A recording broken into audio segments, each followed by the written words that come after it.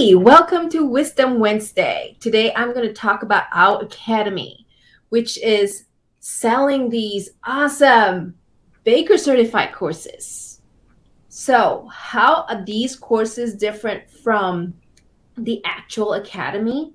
Well, the actual academy has papers and seminars that are actually sponsored by companies like Bakewatch or Cargill, and they are free for you. Whereas Baker Certified courses are original knowledge courses that Bakerpedia staff has packaged for you. And these are packaged at a really reasonable price at $150 each. Okay. So in the past, I have talked about our first course, which is flour, wheat, gluten, and water. The second course focused on fat and emulsifiers. And this one is going to focus on other ingredients. Okay. We talk about salt, the function of salt, what it does in the dough. We talk about sugar. We talk about dough conditioners like SSL, glucose oxidase, L-cysteine. We talk about eggs. Eggs are really functional in bread production. And we also talk about flavor and whey, all the other things that a lot of bakeries out there still use in their systems. So instead of hearing me talk, why don't you just listen to a sample of this? All right.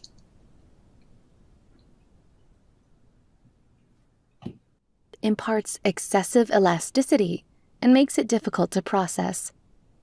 Low levels of salt, on the other hand, leave dough insufficiently elastic, making it slack. Salt also affects the rate of fermentation. High salt levels increases osmotic pressure, prohibiting proper movement of molecules for fermentation. It slows down fermentation. Therefore, as salt increases, fermentation time increases. Salt can aid in shelf life by prohibiting harmful or excessive bacteria. Salt is a natural occurring compound. It is made of a sodium base and chloride acid that reacts and becomes neutral. It can be obtained from mining, extracted from brines, or evaporated from concentrated bodies of water. Table salt, or sea salt, is chemically known as sodium chloride. The typical usage level of salt in a formula starts at 2% in bread. Most baked goods can vary based on water source, altitude, and seasonal temperatures. Since salt toughens up dough, you can use a delayed salt method. This method sometimes delays salt addition up to 70% of the mixing time. It reduces stress on mixers, extending the life of a mixer, but it may also cause operator error when the mixer operator may accidentally omit the salt. What was the charge when sodium chloride was arrested? It was assault. Get it? Next up, I have something sweet for you. Yes, sugar. Sugar is a carbohydrate-based sweetener, most commonly used in the form of sucrose and high fructose corn syrup. Sugar provides a sweet flavor and is the go-to sweetener in baking. It provides fermentable solids to yeast, helping fuel yeast activity. It also gives a wonderful color to bread through two reactions. The Maillard reaction that uses reducing sugars to react with amino acids results in a nice golden brown. To learn more about Maillard, click here.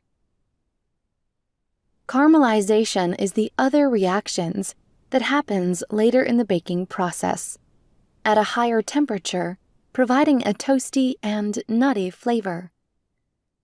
Sugar is a wonderful tenderizer. Like fat, it shortens the bite and tenderizes the bread. It can act as a humectant to retain water. This reduces the water activity in the bread and help prolong its shelf life without mold. Sugar can be broken down into monosaccharides, disaccharides, and oligosaccharides. Monosaccharides are glucose and fructose from sugarcane, sugar beets, and corn. Galactose is a monosaccharide found in milk. Disaccharides are made up of two monosaccharides. Like sucrose, or what we call granulated sugar, is made up of one glucose and one fructose. It is the most common sugar found in many fruit and vegetables. Maltose has two glucose molecules and mostly from malted cereal grains. It is utilized in brewing and making confectionery.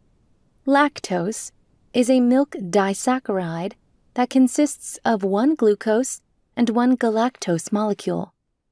Lastly, dextrins do not offer much sweetness and are small disaccharides or starch fragments. Sugar can also contain some oligosaccharides that are 10 or less connected monosaccharide molecules. Sucrose, or sugar, mainly comes from cane sugar or sugar beet. It is extracted from cane or beet juice and then evaporated, concentrated, and crystallized to be used as granulated sugar. When granulated sugar is further pulverized, it becomes powdered sugar or confectioner's sugar, which is often mixed with corn dextrose for ease of use. Molasses is a concentrated byproduct of sugarcane and sugar beet production for sucrose. All right, now that you've seen what salt and sugar does for your dough, tune in to learn more about what dough conditioners do, okay? And in the same module that we talk about salt and sugar, we go in depth into different emulsifiers, different dough conditioners like glucose oxidase, like L-cysteine, like why in the world do we need to use all these things? Okay, but there is a need to use these ingredients in really high speed environments. So if you have any more questions on what does Baker Certified have for me, please reach out to us at support@bakerpedia.com. Till then, I hope you have a great day. Happy Wisdom Wednesday. Bye.